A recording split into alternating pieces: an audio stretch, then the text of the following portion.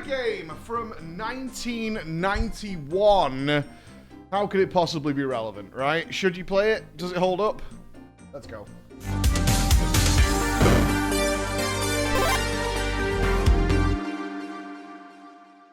All the way through playing FF14, there have been so many times when my chat and the YouTube comments have exploded in like, that's from Final Fantasy V, that's from Final Fantasy Tactics, that's from Final Fantasy VII, that's been from here and here and here, and it's really bothered me throughout it. As much as I've enjoyed, obviously, playing through the main story and all that kind of stuff, is that every time that happens, I feel like I'm getting less out of the experience.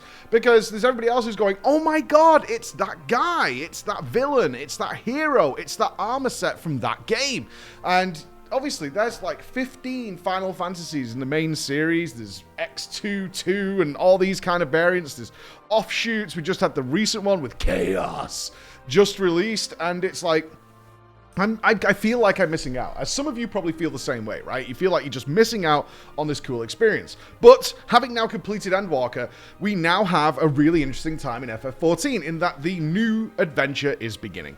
There's a brand new story. We've done with the main story. XX, and I'm not spoiling here, has been dealt with, and now we're going to start on a brand new adventure, go in a whole different direction about what we're going to be doing with our fellow Scions. Now then, this seemed like a good opportunity.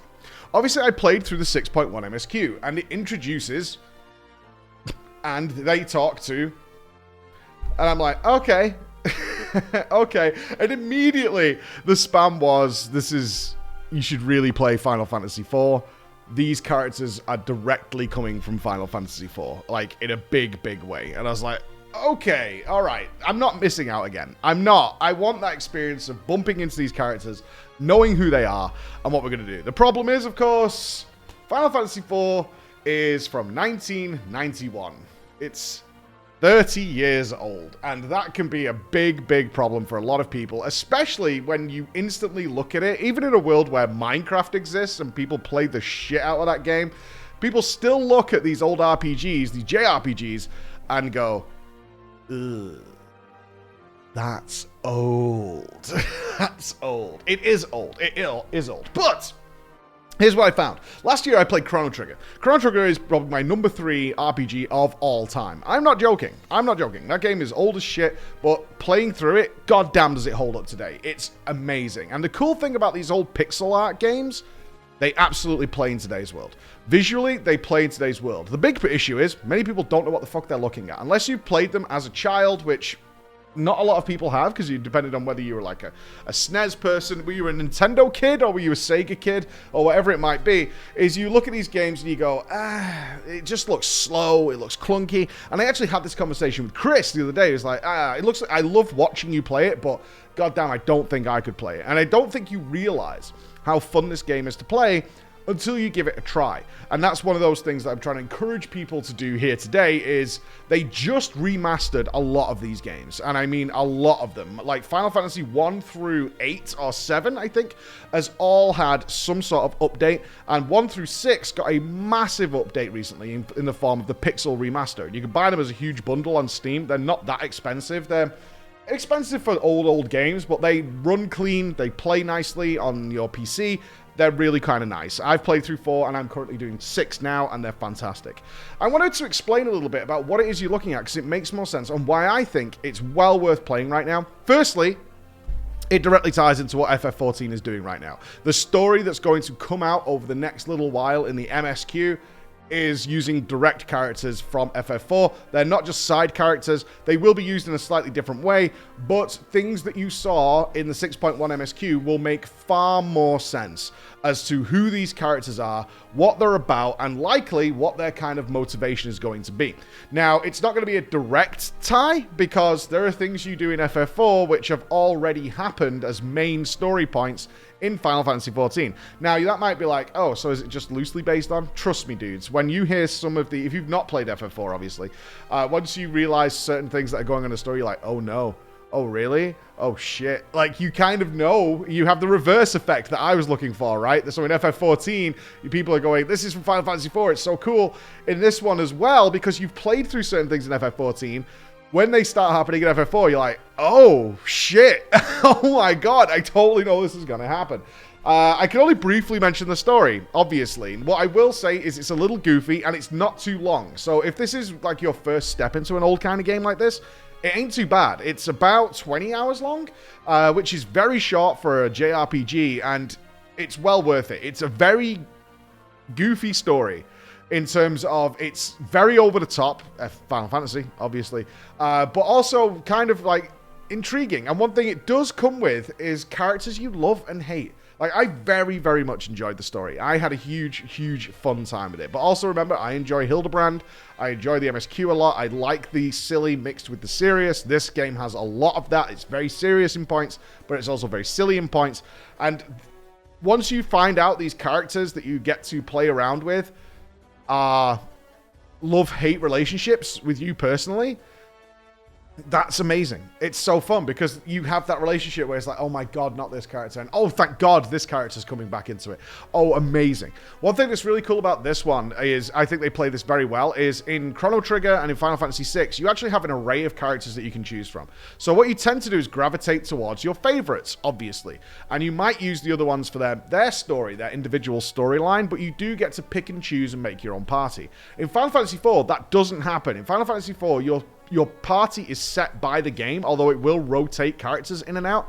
This works out really well in terms of the gearing system. I was so impressed by the pacing of the story, like beyond impressed, because there was never a point I felt like I needed to grind out a few levels, or I could do with this character being more powerful. If a character goes away for a while, they come back equal to what your party already is, if not slightly more powerful, and then they have gear drops in the game, which are very appropriate because the game knows what characters you're going to have with you. So if you accidentally sold somebody's gear or whatever because they left your party, the likelihood is when they come back, they either come back with some gear already, or they're very immediately going to get some upgrades from somewhere. You're not going to get the super powerful upgrades just lying around in a cave or whatever, but you will have them secrets to go and hunt down. And that was something that's always been missing in modern games. Like, secrets are generally something that isn't done much anymore. Doom tried it. Doom Eternal's got secrets, but they're kind of obvious in terms of what you do because the mobility's so high in those games. They're so fast-paced that you generally can pick up on most of the secrets unless they're out of the way somewhere, like really ridiculous. In this game, you kind of get a feel for it, which I think is when secrets are done right. I have a gut suspicion there's a secret around, and you might see something, and you're like, oh, that looks really cool. How do I get there? And then you have this puzzle solving where you have to figure out what to do. Let's talk about this combat system then, because I think if the more people are au fait with this, the more understanding you're going to have is how the gameplay of a game that looks like this still works fantastically today. And anybody who's looking for a modern version, you've got Bravely Default, which came out on the Switch recently, and Bravely Default 2, which are utilizing this old combat system because it still kind of works, and it still takes part in some of the more up-to-date versions like FF15 and the FF7 remake, utilizing it in a side way, but it's still there. So you simply have this bar, the ATB bar. Already sounds like nerd talk, but basically it's like, when is your next turn? It's turn-based combat, right? It's turn-based combat. So each character has an ATB bar, which will fill up, and once that bar is filled, then they can perform an action. And you can manipulate that by giving them extra haste, speed them up, things like that, in order to say, I want this character generally to go first. Then you have formations. Formations are if somebody is in the front of the line, they're going to be the ones who take the brunt of the attacks, and the ones at the back will take less damage, but if they're like a physical damage dealer, they're going to do way reduced damage. So you kind of want to build your casters to be at the back and your big tanky melee characters to be up front so you can maximize their effectiveness throughout the fight. Now, the cool thing about this is, if you're fighting really easy enemies, or enemies that don't really pose a threat to your team, they have the auto battle system, where you can just press a button and it will just remember the previous actions you did, and it'll play through them again. This is great. Some people are like real frustrated about this, but honestly, while playing the game, this is fine. If I'm in an area, or I have to visit an area that's just not that challenging because I have to pick something up, or it's an area I've been to before and I have to revisit it, it not only auto-plays the actions I've already set, so it's not deciding for you. You have to choose what you want your characters to do, and then it'll repeat through the cycle, but it also massively speeds up the gameplay. So that these fights where you're getting stopped in your tracks, then you have to go into a fight, then you have to deal with it, then you have to collect the rewards, are done significantly quicker. This was great. I absolutely love this because this also counters when you can't do that because you really have to use your brain. And this is where the gameplay became so engaging for me. is that you can fight enemies, especially ones that you don't know what they do. Going in blind is always the way I recommend it. And suddenly things start happening, and you have to really think about what your next move is. It's crucially important. And although the battle system is just click what you want to do, that choice is really important, and you feel so engaged with the system. It's like, if I throw out a heal here, or perhaps I put up a magical shell on everybody, or perhaps I would start trying to reflect what this enemy's doing, or perhaps I start putting something like on the boss. Do I slow it down? Do I try and silence this boss? Maybe it's immune to silence. Do I just go for straight DPS here? In fact, if I do that, this character is really at risk of dying. What if I need to utilize this character's move that's like a magic or an attack next? So I'm going to use somebody else's turn to use an item on them in order to boost them up before their turn comes, because I don't want to waste their turn using an item, because that's going to count as a turn used, and then I have to wait for it to cycle back around again before I pull off this crucial heal, this crucial defensive spell, or perhaps this character's massive attack on this enemy that is vulnerable to that style of attack. So all these choices make you very engaged with a system that looks, certainly if you watch a speed run, you know, if you watch a GDQ of someone like this, they're going to be just flicking through it and doing it, and it looks kind of dumb, and basically you see those characters just run away from battle all the time. That's not what happens when you actually play it yourself, and the first time it's nothing like that at all. And I just realized, like, after a couple of hours of, like, this gameplay system is simplistic and really deep at the same time. Like, simple to use, but there's so many choices that matter, especially against the bosses, especially against the puzzle solving that they have involved in those bosses. And you'll get that remnant. It's like, okay, this isn't quite working. And then they have much, much more interesting things like, well, is this enemy an undead? Because then if I heal that enemy, healing an undead actually hurts it. And I can maybe use my healers now as DPS. And now I want my melee characters who are ineffective against this enemy in order to buff up my healers in this situation and keep them safe and do a role reversal here. Or perhaps I want to be using some sort of type of element against this enemy. What is this enemy? Is he fire? Is he sand? Is he earth? Is he lightning? What's going to counter that? Is this a flying enemy? What kind of attacks is he doing against me? Is he doing something that shatters the ground? And then you have this Pokemon style where you're like, oh, I have to kind of match types now. And then it gets really interesting. And vice versa, when the combat is, you're powerful, you're strong, and these are trash enemies, you can whiz through it very quickly. And this is where it became a very engaging game.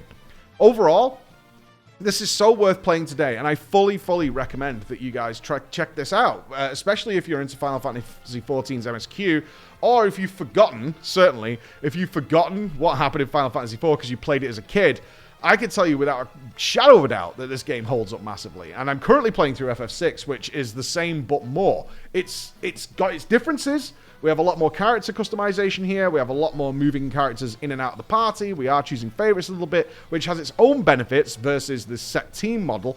But, I mean, I can't wait to tell you about FF6. I want to do a kind of spoiler review of the story because there are things that happen in the FF4 story that really just, like, they not only had me laughing, they had me in stitches, but at the same time were devastating and crushing, which you expect from an FF story. It's one of the better ones. Let's put it that way.